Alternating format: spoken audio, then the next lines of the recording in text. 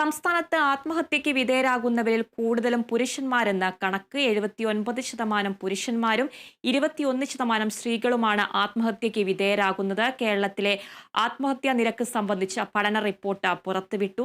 സാമ്പത്തിക സ്ഥിതിവിവര കണക്ക് വകുപ്പ് എറണാകുളം ജില്ലാ കാര്യാലയമാണ് റിപ്പോർട്ട് തയ്യാറാക്കിയത്. ആത്മഹത്യ ചെയ്ത പുരുഷന്മാരിൽ 45-നും 60-നും ഇടയിൽ പ്രായമുള്ളവരും സ്ത്രീകളിലേറെയും 60 വയസ്സിന് മേൽ പ്രായമുള്ളവരുമാണ്. തിരുവനന്തപുരം, കൊല്ലം, ആലപ്പുഴ, പത്തനംതിട്ട, കോട്ടയം എന്നീ ജില്ലകളിലാണ് ആത്മഹത്യാ നിരക്ക് കൂടുതൽ. തൊഴിൽ രഹിതരെ അപേക്ഷിച്ച് തൊഴിലുള്ളവർക്കിടയിലാണ് ആത്മഹത്യ കൂടുതലായി സംഭവിക്കുന്നത്.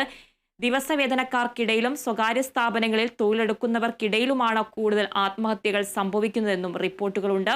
റിപ്പോർട്ടിന്റെ പൂർണ്ണരൂപം ദേശീയ സ്റ്റാറ്റിസ്റ്റിക്സ് ദിനാചരണത്തോടനുബന്ധിച്ച് എറണാകുളം ജില്ലാ കളക്ടർ NSK ഉമേഷ് IAS പ്രകാശനം ചെയ്യും.